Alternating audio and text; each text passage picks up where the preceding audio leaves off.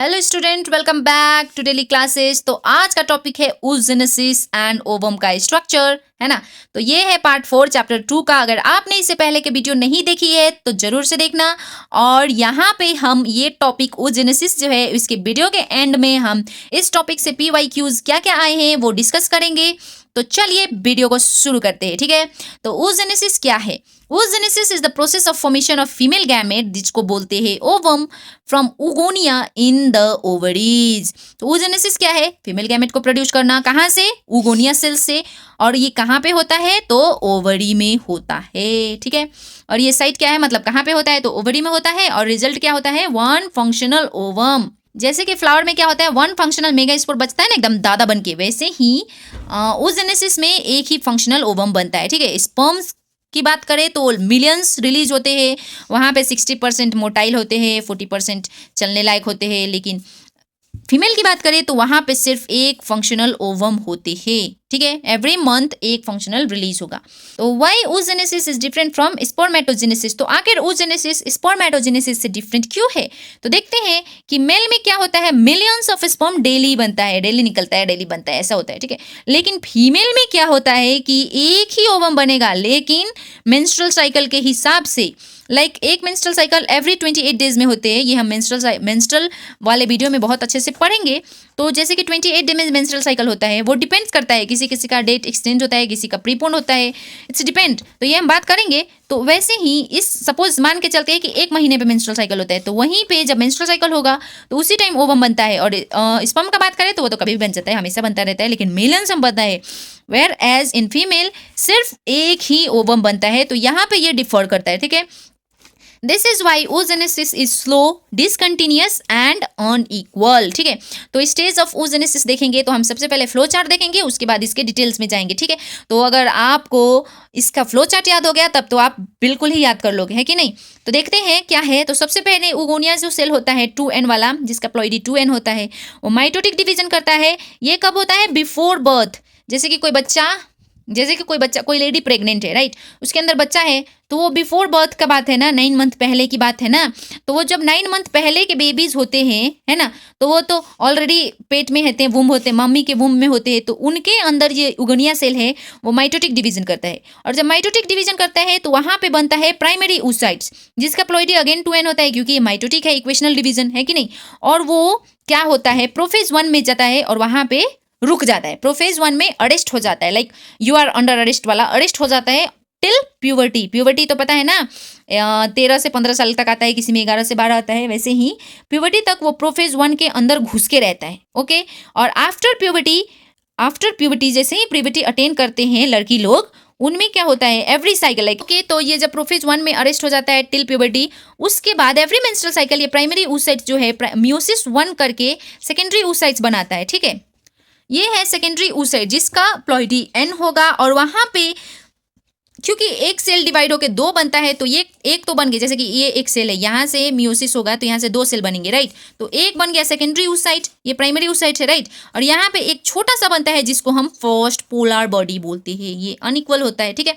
और मियोसिस 2 में क्या होता है, स्टॉप एट मेटाफेज। और मियोसिस 2 में मेटाफेज में जाके वहीं पे रुक जाता है, ठीक है।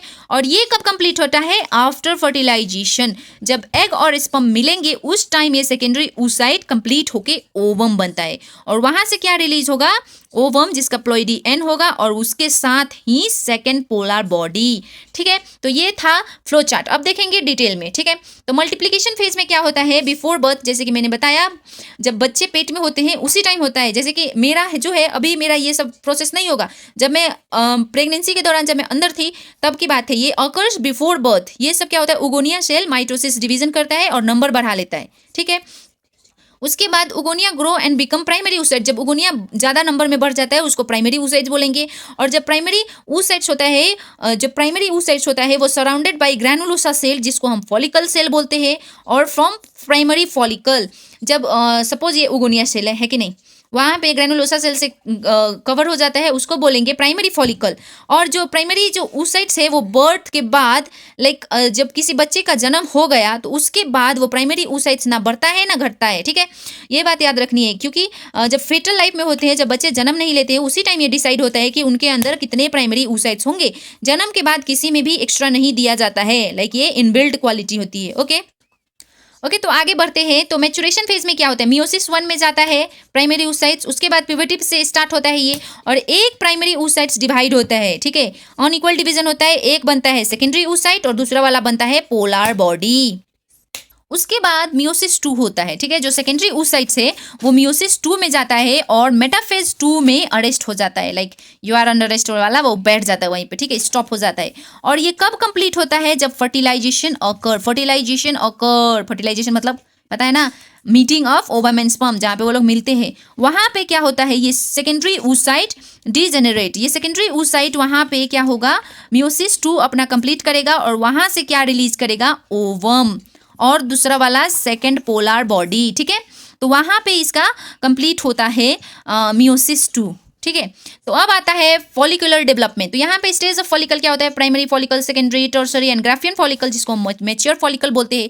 इसको मैं दिखाती हूँ आपको पिक्चर में। ओके स्टूडेंट, तो ये देखिए, ये है हमारा क्या बोलते हैं, primary follicle, right. Primary follicle कैसे बोलेंगे, यहाँ पे सपोज ये प्राइमरी oocytes है और इसको ग्रेनुलोसा सेल ने थोड़ा सा कवर किया, उसको प्राइमरी फॉलिकल बोलेंगे। फिर इसको थोड़ा और ज़्यादा किया, फिर इसको सेकेंडरी फॉलिकल बोलेंगे। फिर इसको थोड़ा और ज़्यादा किया तो उसको टर्सरी फॉलिकल बोलेंगे। और यहाँ पे जो कैविटी है, उस खाली वाले कैविटी को क्या बोलते हैं, एंट्रम, ठीक है।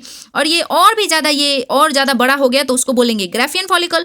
और यहाँ पे क्या होगा, ये ओवम जो है, यहाँ पे ओवम दिखा रहा है लेकिन वो ओवम नहीं होता है, जैसे कि मैंने आपको बताया अभी, क्या होता है, ये सेकेंडरी oocytes, राइट। और ये ओवम यहाँ पे दे रहा है लेकिन ये ओवम है नहीं, है ना।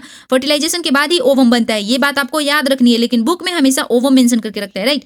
तो यहाँ पे ये रिलीज होगा ओवम बोल के, लाइक ये सेकेंडरी oocytes है, तो ये मतलब मान के चलते हैं, ओवम ही मान नहीं सकते, सेकेंडरी oocytes यहाँ से रिलीज होता है, ठीक है।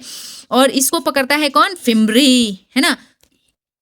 तो उम्मीद है आपको ये फॉलिकल वाला समझ में आया होगा, है ना। अगर समझ में आ रहा है तो वीडियो को जरूर से लाइक करना, कमेंट में यस जरूर टाइप करना, ठीक है।